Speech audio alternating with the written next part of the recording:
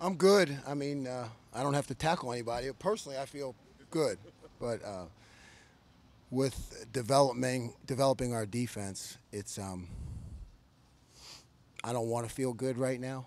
I mean, I see a lot of promising things, but it's my job at this time to really keep the pressure on, keep the pedal to the metal, and I don't want to feel good.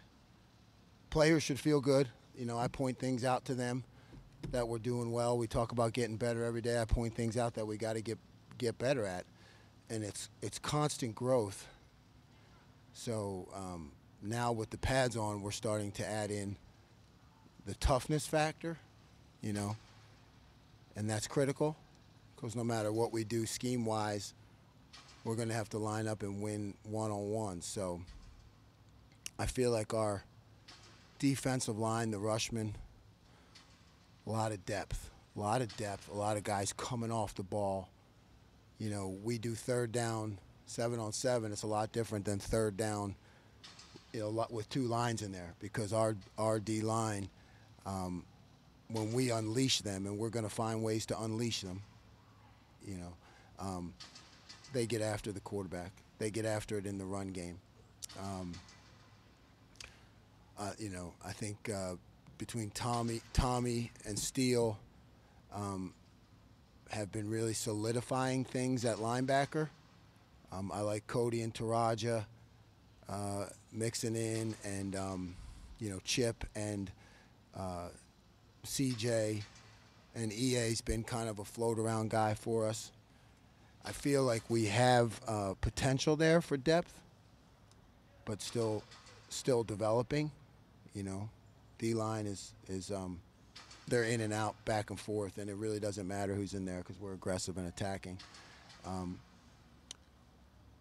Seeing the safeties show up as they learn the system, like a guy like Lathan, who I did not get a chance to be around much, he's great at pulling his trigger. I mean, like, he can see things and really react. So he's been a pleasant, not a surprise. I'm just saying it's great to see him in there because, between Proctor and Ronnie and Tanner and Cam took some reps at corner today. I think Jansen took some reps at corner. We've been a little banged up at corner, So, and particularly with our corners and safeties, we're going against the most elite receiving core and passing attack in the country. So, that competition is always ongoing, and it's always going to be something where we're striving to reach that level. But we'd rather be in those matchups now because I feel like whatever we get during the season, our guys are going to be prepared for because in the passing game, they're getting matched up all the time against the best in the country. Jim, is that situation at corner a long-term concern or just something you deal with in camp? I think it's long term, right? I think we're going to have to keep those guys fresh. What are there, six scholarship guys, I believe, right? So we're going to have to dual train, like Jansen, Cam. There are guys that we're going to have to dual train because you're going to get corners who run all the time back and forth. You're going to get, the soft tissue injuries, and they need to, we need to be fresh. So I feel like it's definitely something that we are keeping our eye on and trying to make sure that we get multiple guys there, repetitions. Do you think Jordan will be back soon? Yeah, that's above my pay grade. You mentioned Cody Simon. Obviously, was hurt the last year. What have you seen from him? I've seen, Cody has great football acumen, great football intelligence. He's tough. He knows that he's learned the defenses, even though he didn't get to play in spring, but he's been around it. I mean, play as much or as full go as he would have liked to have been in the spring. So all I'm seeing with Cody now are just some issues in timing, and because timing is so important when you're making tackles. Just him kind of getting the rust off, but I really like what I've seen so far. Where is Lathan playing? You mentioned Lathan's been playing all three of our safety positions. We're really trying to find a way to get him involved, along with Court. right? Court is a guy who is really doing well, and we're trying to find ways to get him involved. So you may see some packaging. You may see some packaging with different safeties in the game because of the way I feel like Lathan and Court are coming along, particularly in the run game. You could see some packaging with those guys, you know, because they can play. You got a chance to see practice a couple of times. You got two separate safety groups and then two separate linebacker groups. One may be more like a playmaking group, and the other one more like doing your job. Why take that approach when you're trying to develop guys? I don't think it was like as you described. I feel like it's just the way we kind of split things up for teaching, but it's not like that. It's not that philosophy. Jim, when you describe the sort of push and pull of installation in the spring, is that the same for a training camp, or how do you handle? Yeah, we have to keep going full steam ahead. It's a good question. So we go full steam ahead. We may tweak the plan a little bit as we go along, but we don't have the luxury that you have in the spring to just say, hey, let's push one day, pull back the next, push one day, pull back the next. Can't do that right now. We're push, maybe a little bit lighter push, but then push, so we're not backing off. You talked about having a safety-driven defense. Why is that position group so important? Well, when you adjust to the college game and how spread and all the speed that's on the field, you need to be multiple in your disguises, looks, coverages, where safeties fit in the run game. And in order to do that, you need a bunch of fast, athletic guys out there who are also willing to hit, and be physical. So that's why I think the development of the safety position within this scheme is so critical. What do you think Tommy and Steele can sort of linebacker? Tommy is the quiet leader of the defense. He studies and he shows up like he knows what to do. He rarely makes mistakes. He's human. Every now and then he will. And Steele, I think, just has a confidence a little bit more than the other guys. The confidence. Because he's played, you can see that, he's played. He's kind of battle tested. Jim, as you're going through camp here, but as you start preparing for the teams that are on your schedule, how much are you thinking about when you might have three linebackers on the field against some of the teams that you're going to face early in the year? Is it not the time for that? No, it's the time. Yeah, no, it's the time. We've been using it some. But like I said, we've also been experimenting with some things with Court and Lathan, are a couple safeties that may be able to get the job done without bringing in another linebacker. You know what I mean? So there's development at the safety position that may not make that quite as urgent. How do you strike the balance between wanting to get those best 11 on the field, wanting to have starters you trust, and then also wanting to get other guys on the field who maybe deserve the block? Yeah, it's you got it. That's why you go during camp. That's why you try to get as many reps as you can to get 1s, 2s, 3s, early on 4s. You're trying to get guys seen and reps, but this is the Ohio State, so those guys, they have to earn the right to play. So you kind of give them chances when you can, but people have to earn the right to play. Jim, you've talked about creating that moment of confusion and doubt in a quarterback. Have you seen in camp so far that that's happening, that you're going to be able to do that?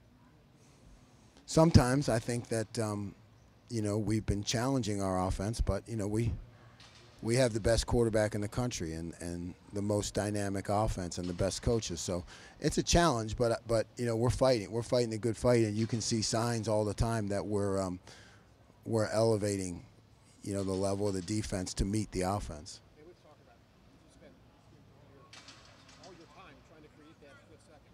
When that happens, what's that feeling like for you? Typically I'm watching the coverage during that time, so I'm not as focused on the pass rush unless it's a blitz or something. But if it's just our 4-man rush package, Coach Johnson does a great job with that. So I'm focused on the coverage. So it's kind of a cool feeling because you have a mental clock in your head, and then when that kind of tick goes off, you look at the rush and it's just, collapsed. And we're not hitting our quarterback, but you can see where the pocket's collapsed. Somebody's come clean, but a lot, we'll still let the quarterback scramble and throw the ball, and sometimes they'll make a completion, and then you go back on film and you say, oh, we could have had him, because we're not tackling the quarterback. So that's a good feeling too. But I just like to see the coverage executed enough so that the rush can go home. So that's kind of what I'm more focused on. When you watch that video, who is somebody up front that's really caught your eye this preseason? I mean, obviously y'all haven't practiced real football too much yet. But. Yeah. I'll be honest with you. There are so many of them. It's hard to signal them out. Has anyone taken a stride since the spring in your mind? I don't know. I mean, my expectations are so high for that group, and I thought they did really well during the spring, and I thought they've all just continued to grow. Now we're knocking some people back inside, I guess, which is really good to see with Jaron and Tehran. I mean, I guess if you can point out one thing, there are times when you see that line of scrimmage go backwards against a great offensive line. So I guess that's really promising. Jim, you hear Ryan Day say he wants a top 10. Yeah. What goes through your mind on that, and what about this defense makes them capable of being top 10?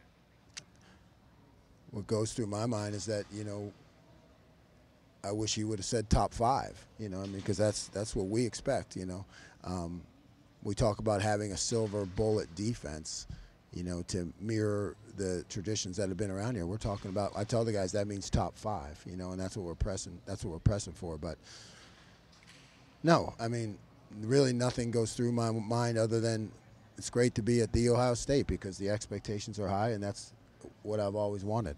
How much do you enjoy this time of year? The install, the teaching, the elementary stuff? It's great. I mean, it's my life. I mean, it's passion. It's constant. It's no sleep, or when you do sleep, you're running through schemes and installations in your head. It's running from practice to watch the film, to get it broken down, to get the teaching points to the guys, to putting together the presentation. It's nonstop. There's never a boring moment, and that's a great way to live. I know you said Tommy's kind of the silent leader of the defense, but from like a mental IQ perspective, who do you feel like is the guy that's pushing the envelope from the mental side of the game? Ronnie, I think Ronnie is more of the vocal leader and more of the guy who runs things from the middle in terms of the adjustments. I think he does a great job. Tanner obviously knows the system, so he's helping out. But Tanner from the nickel position is not going to be the guy who really is the major interior, adjuster. That's why we call Ronnie's position the adjuster. So he's starting to really see it and learn it, and be able to get us in the right formation. Why were Cam and Jansen the guys that you looked at corner, and how did they look? I just asked. I asked the coaches, and the coaches talked about it, and between Perry and Tim, they decided those are guys that have exhibited that kind of foot quickness and speed and athleticism to fit the corner position. And now again, I thought they looked pretty good. I really do. I thought they made. Impressions of Cam, because he's a guy that comes in with a pretty interesting background, being a quarterback in high school, and then kind of playing all over the secondary. Yeah, very impressive. I was impressed with him since I first saw him. I think he's got a quickness, he's got a toughness, he's got a mental attitude and fortitude. He's a guy who's a playmaker, and focused, and doesn't get upset, doesn't panic. Makes a play, comes back, makes another one. Doesn't say much, but you can see he's locked in. Like a football awareness. I mean, does it show up in a guy like Oh yeah, the guy he understands everything. I can't remember him really making a mistake at all. He's quiet, but I mean he understands everything. He's always locked in. He's always 100% locked in.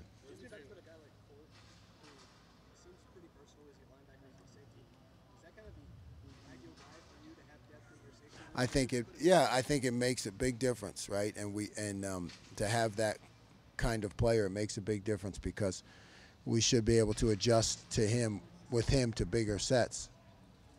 maybe without putting in another linebacker because he can do it. In terms of moving guys between safety and cornerback, Perry's recent experience with the cornerbacks coach, does that help making the Yeah, decision? yeah. So they're all together in the back end. We got two great coaches and a lot of good guys to help them, and they've all coached. Tim and Perry, they've all coached it all. So they do a great job of really sticking together on it and talking and communicating. CJ. I mean, man, his upside is fantastic. He really has a great quickness and athleticism that you don't see out of many linebackers at that size. So it's just a matter of how quickly can he learn, get himself up to speed, so that he can use those tools. Sometimes when you're thinking too much, you can't use your tools, right? So we're just keep working with CJ so that he gets it down, so he can really cut it loose. But I think his upside is going to be amazing. Oh, I love Sonny's great. Sonny's really been impressive. I mean, he's a guy, again, who studies, learns, always in there. And he ripped the ball out. I mean, he literally ripped the ball out from the running back the other day. Playmaker, showing up in the right, picking things up. Sometimes you see young guys, and until you ask me, I don't ever remember yelling at him except for positive thing. I don't remember him making a mistake. And for a young guy, that's fantastic. So I think Sonny's going to be great. As a schemer, a guy with that athletic frame and some of the stuff you just talked about there, just like Yeah. what goes on from here? Yeah, I mean, yeah, all kinds of stuff, right? I don't want to put it too much on him yet because I want to get him into the flow. But in terms of the future, it's going to be bright and it's going to be a lot of fun with things we're able to do with him. Does it blow your mind? He's supposed to be going into his senior year of high school too. Yeah, I mean, I don't think about it till you bring it up, but it does. That's kind of mind blowing, and he has a great maturity. He's just above his years. Where do you see him settling in? Too soon to tell. Soon to tell. He's going to be a secret weapon. Absolutely. Yeah, we're still looking at it. We're working on it. We're doing a lot of different things with it, and it's been great. It's been really. It's the guys that picked up on it. They love it, and it's been exciting. With Mitchell Melton getting hurt in the spring game and not having him available, have you had to? Yeah, I really liked Mitch at that position. I think he'll be great at it. But we got plenty of depth. We got plenty of depth there without Mitch. How far along are you in terms of overall installation of the defense at this point? 25%. How do you make up 75%? It goes it's increasing exponentially daily. That's why it's the go, right? We don't stop. I know that in the spring you said you don't want guys tackling to the ground every game. You guys did do tackling in the spring game. Kind of how are you balancing that in camp? Yeah, that's really up to Coach Day. He has the pulse of the team. He's the architect. I'm just a builder. I get to build a good portion of the house, but he knows. So he'll tell us when it's time to tackle, if it's time to tackle. But I would think we'll get a couple shots at it this fall camp. Are you getting to places with this defense and this personnel that you didn't get to at Oklahoma State? I mean, just talk. Early on, yeah, it took me some time to get to where we're at Oklahoma State. We got here and past here where we're at, but I mean we got to this point at the Ohio State much faster than we did at Oklahoma State. Does that force you to adjust as a coach? I mean, is it easier or harder for you knowing that you have these extra pieces? Oh, I think it's. I mean, nothing is easy, and I don't. But I just feel like it's just more accelerated. I mean, it's like driving 75 or driving 90. You're just going faster. And it's fun. That's for sure. Jim, do you ever marvel that you put something down on paper or on the schematic, and X's and O's, it looks like this, but then you get human beings, young guys, to go out and do that, get to that point, but also finish. You know what I mean? The physical aspect of the game. Is that a little bit humbling, or how would you explain what that feels like to see guys sell out? I marvel at it every day. Every day. I have the best job in America. Yeah, you can put something down on paper, you scheme it up, and then you go and you watch it work.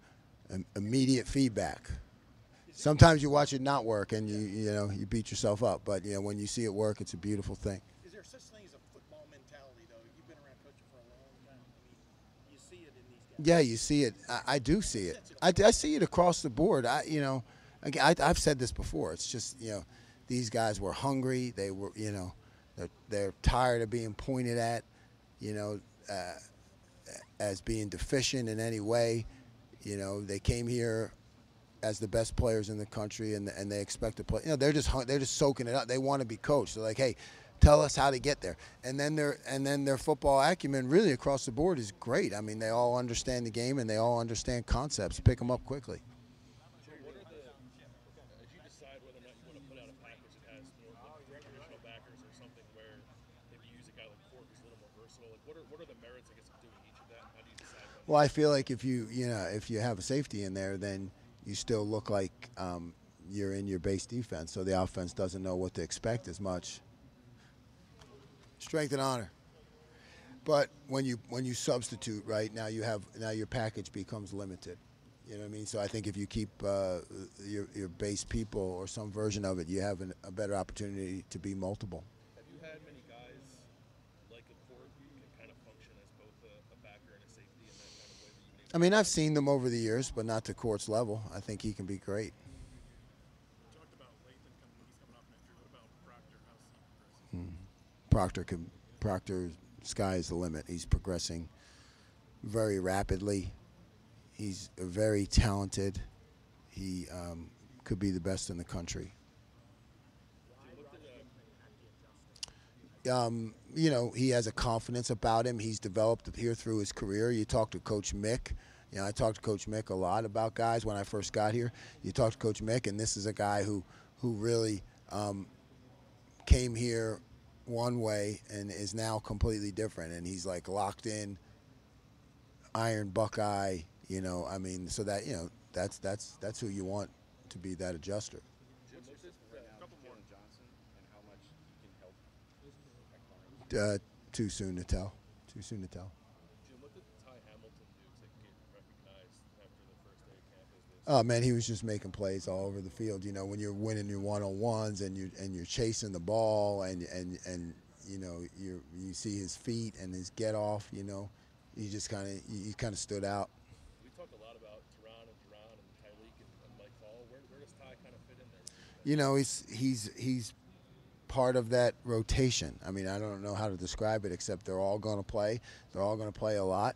It doesn't matter who's first or second because we just want them to keep coming at the offense in waves. He's as good as any of them. Last question. You talked about Tanner being one of the leaders because he knows the defense a little bit. You've seen him for the last few years. Where has he gotten better? He's gotten better. Yeah, Tanner's gotten better, and that's why he came here. Tanner and I talked about that when he came. He wanted to improve his game. So he came here because he's going against the best in the country every day and the best offense, and he's raised his level a lot just by going against those guys every day. That's what he wanted. That's what he and I talked about, that he could benefit from this situation. All right. Thank you, Coach. Thanks, guys.